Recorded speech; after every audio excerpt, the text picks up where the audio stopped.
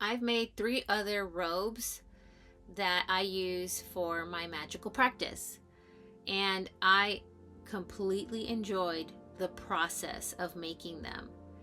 I love to upcycle furniture, I love to upcycle clothes and fabrics that I find at local thrift stores. And I found this fabric at a thrift store. It's an upholstery fabric. I don't have anything that's remotely this color, really. And I really loved all the little flowers on it. It seemed very feminine. But most importantly, I love the weight of this fabric. There's something about a robe meant for your magical practice that when it has that weight, it just feels right. It feels very special. I imagine a king and queen getting ready for a procession. Are they really ready without their robe or their cape or their crown? I don't think so. I think as soon as that goes on, that huge piece of fabric that's been embellished in some way, then really just kind of sets them apart from anything and anyone else as being royals. And I think that when you go through the effort of making a robe for your magical practice, it really does graduate your practice. It certainly makes me feel like a priestess. And it might make you feel the same way too. I take some time to just feel the fabric, touch the fabric, get a real good look at it, kind of hold it on my body, feel the weight of it, and allow it to tell me what it wants to be. And they're like my other robes that I've made they're all different and unique. I would have never guessed that they would have come out the way that they have. And they're very special in different ways. I would have never picked out those fabrics intentionally with the idea that they would be ceremonial robes, but that's what they came out to be. And I have stayed up long hours into the night, sometimes into the next day, just completely enthralled with the process of making them out of pure excitement and joy. So I just cut down the middle of this piece of fabric. I laid it down in half, and there was just enough fabric for me to cut it down the middle. And once I tried it on, I thought, okay, I'm going to keep all of this fabric, and that's it. This is going to be the robe. It's going to be this big and this shape. Once I reached the top of my cutout, I made somewhat of a neck hole. And here I'm just trying to create a border for it. A hem around the neckline. And I'm just doing it by hand, pinning it around. It's a circle. And I'm not a trained seamstress, so it's easier for me to try to understand how I'm going to do this if I just do it by hand rather than putting it through a machine. So I've just pinned it as best I can in a round shape. And it was a little tricky to get right where it curved, but I got there in the end. I decided to hand stitch the neck hole first because it was such a difficult border to create. And there is a lot of trying it on, looking at it on the mannequin, seeing if I like it. It doesn't have to be perfect. That's very important. It just, if you feel good about it, then that's what it is. And I felt good about how the neck hole came out. And this is just me checking it out with the pins in place, making sure that I'm happy with it, that it lays okay, and I'm happy with it.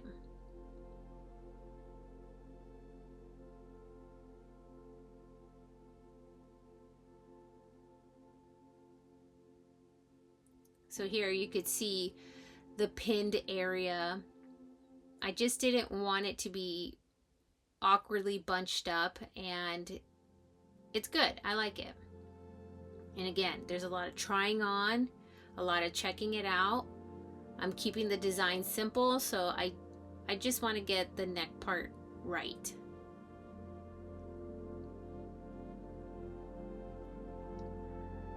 I think it's important for me to share is that while you're sewing something as special as a robe for your magical practice or ceremonial practice, that you're being very intentional with the creation of it. If you're in a bad mood, forget it. Don't do it. Leave it for another day. And you can start and stop as much as you want. It's your robe, your process, but keep your intention clear. This is a ritual robe. Don't let it just be fabric. Every cut, every thread, even every brushstroke, if you're deciding to paint on it, is a prayer. Hold the thought. This robe is sacred. This robe is power. This robe is protection, or whatever you want your mantra to be. And when you wear it, you'll feel that intention woven into every stitch because you put it there. I believe in textile magic. I believe in color magic as all a part of my magical practice. So, if anything, whenever you're making your robe, even if it is a square cut straight down the middle, make sure that your intention is clear, that you put your heart and belief, your magic that you practice into it. That's what makes it special. I decided to dedicate this robe to the divine feminine. Now, I found this print at a rummage sale at a church. They had it for not very much. It was within mixed in with a bunch of other fabrics, and I thought, oh wow, this is really, really neat. And I loved that her breasts were bare and that her skirt that she's wearing is red. It just seemed very perfect for this project. Now the fabric is super, super thin, so I decided to iron on an interfacing to give the image more stability.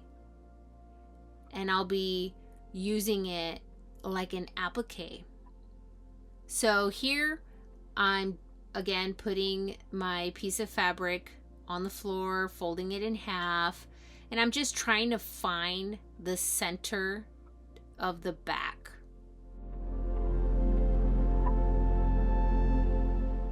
I have a robe that I bought years ago from a crystal shop, and there was just something about it that didn't quite fit. It's a beautiful robe. I love it.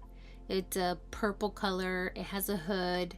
It has a lining, but something about it just didn't really connect with me.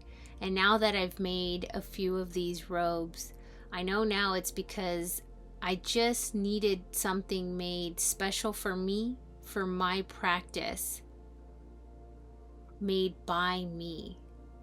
You know, sometimes I just feel like I don't know who made this, whose hands were on it, what intention did they have? Did they just have the intention to make something to sell, which there's nothing wrong with that. But if I'm trying to really amplify my magical practice, everything comes down to the detail for me. everything.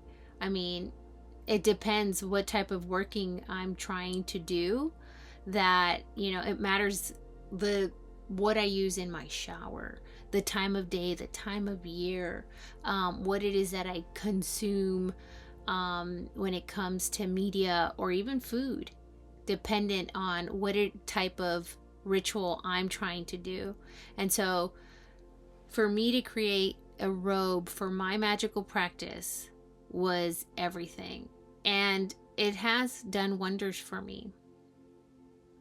Here I'm just trying to find the specific place that I want to put my image of the divine feminine here. And I'm using the markings that I made with the chalk to kind of pinpoint where it is that I want her to be. And I'm taking into consideration that my hair is long and it might hang in the back some, so I kind of want her a little bit lower than higher.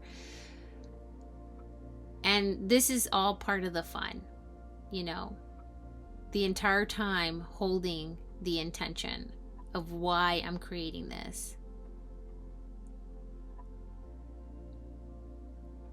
It really is that important for me to do that, to keep that in my mind as I create this.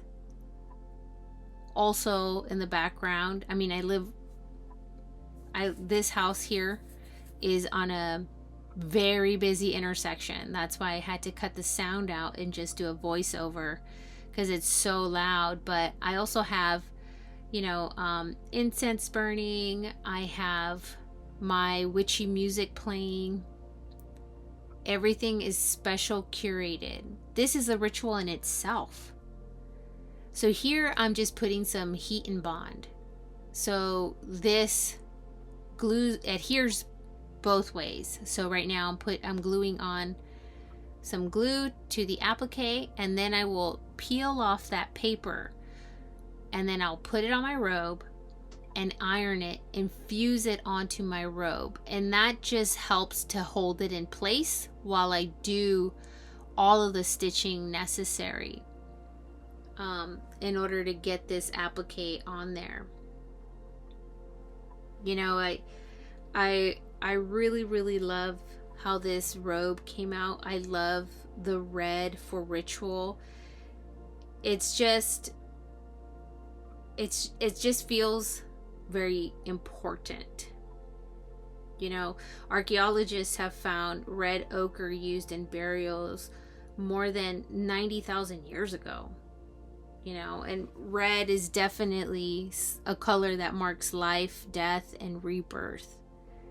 So it just feels super, super special.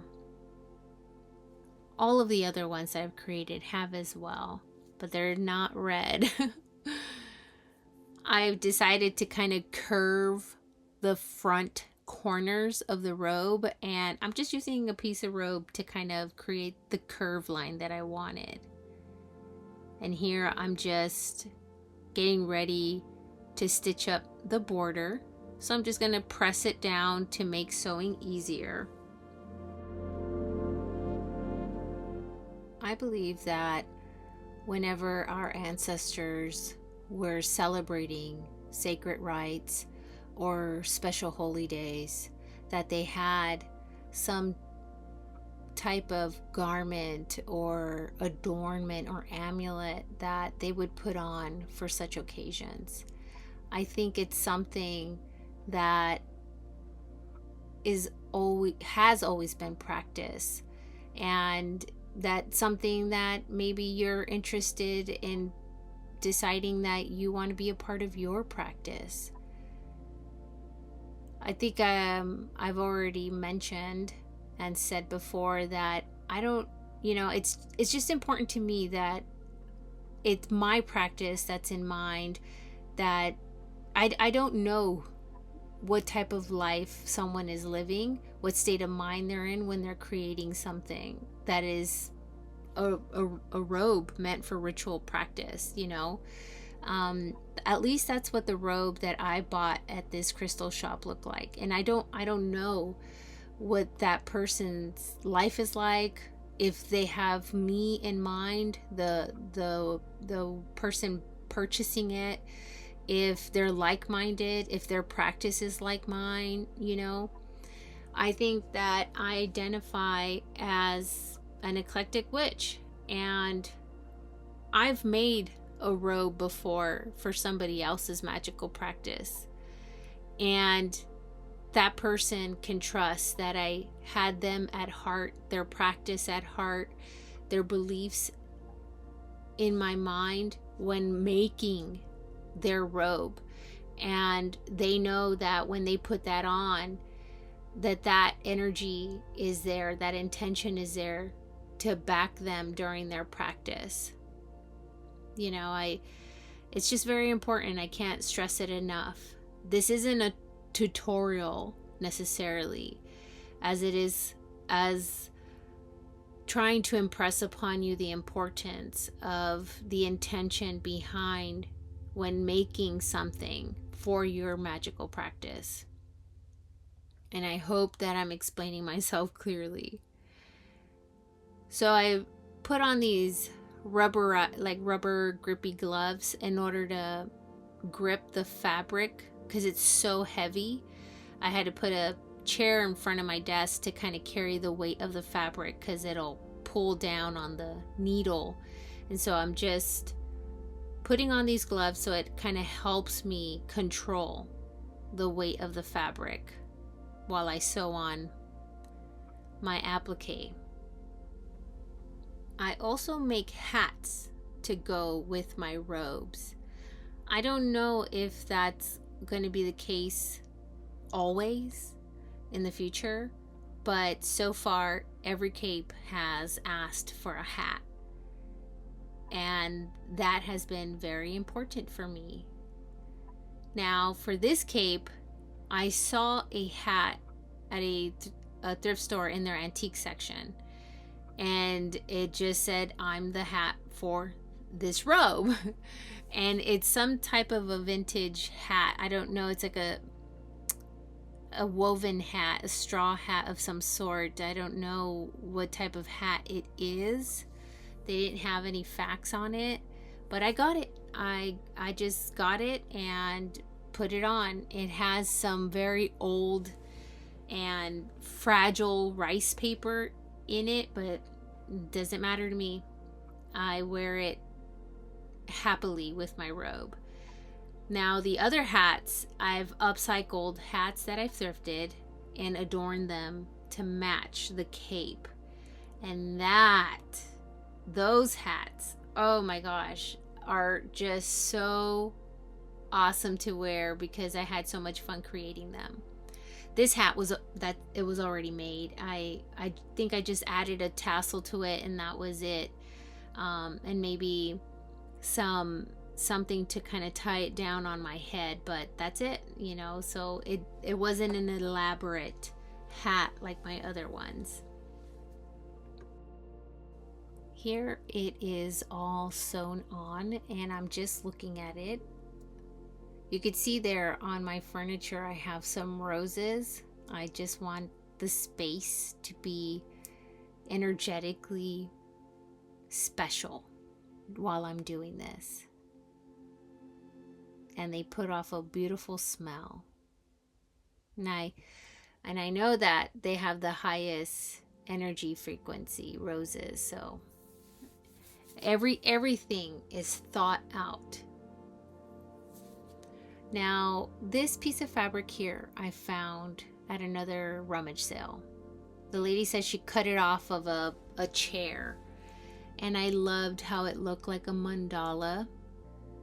I put some interfacing on it because it was very thin, and I thought the perfect spot for it was right in the middle of the front, and I hope you agree.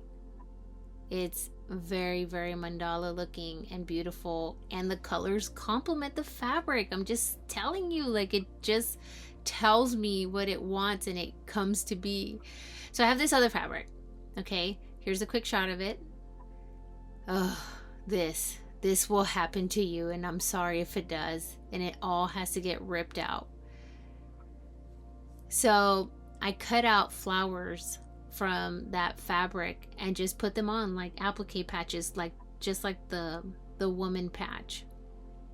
And I put them in the front too, all over the place. More flowers for the divine feminine.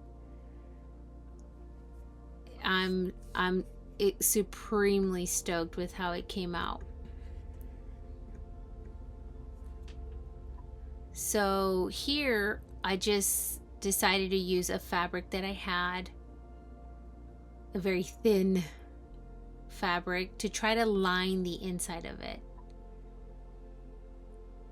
It's nice. It's what I had on hand. I'm very happy with it. It's got little dancing characters on the border that kind of match the dancing woman in the back. And yeah, this is how it came out. Just laid it out to match, very simple, and stitched it onto the borders. That's it. Nothing elaborate or crazy. And just like I showed you all that thread that bunched up behind my little sewing patch applique, you just got to keep checking that you're not creating a mess. You know, sometimes you have no idea until you think you're done, and my goodness, the disaster that is created. So just constantly check your work as you're going along. Make sure that there aren't any issues, because the less that you have to pick out, the better. The lining has been sewn to the perimeter of the robe, and I will lay it down flat and cut down the center of the robe. And then I will go ahead and sew that to the neck and the front opening, and it's done. And here it is. It's time for me to share with you my reveal of my beautiful robe dedicated to the divine feminine.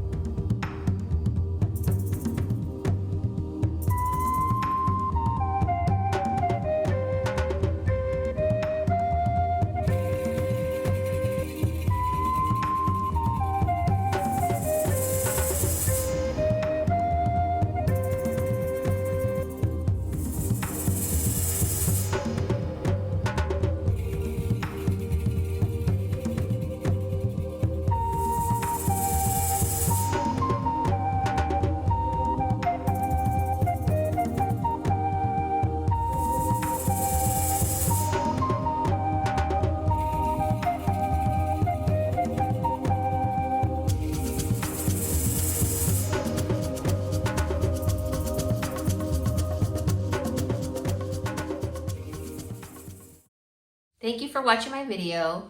I hope that at the very least it inspired some creativity so that it could help you create your own robe for your magical practice. I love my robes and wearing them during any kind of ritual, and I hope that it inspired you to create one of your own. And if you can't create one of your own for whatever reason, maybe sewing and creating isn't something that you feel you can do, that at the very least you commission someone or purchase from someone that is like-minded and creates with your practice at least you know, they hold a special space for your practice in their heart while they're creating it. I just think that the intention is everything, especially for me, as I believe everything is energy. So that's just something from my perspective to share. And as you saw, it was a very simple design. It was just a rectangular piece of fabric that I cut down the middle on one side, and boom, damn, that was it, robe. And embellishing it. It really can just be that simple. And I'm sure there are people out there who are much more skilled that can get crazy elaborate with it.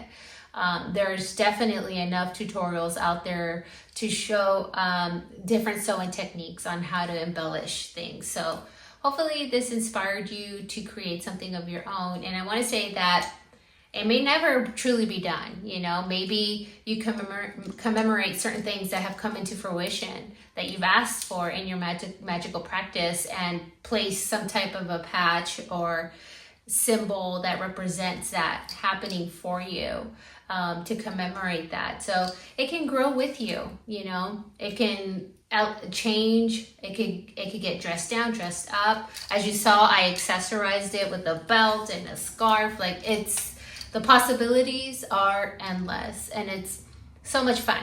So if you like this type of content, please like, please subscribe, please comment, engage with my channel. I think that it would be fun to make a video on how it is that I upcycle hats. It's just something that I freestyled one day, and that's it. Now it's my blueprint, and I love it so much. It's so much fun to make those hats. My inner child just has a field day with it. So if that's something that you'd like to see, just let me know. As long as somebody's watching, I'll definitely create it and make it.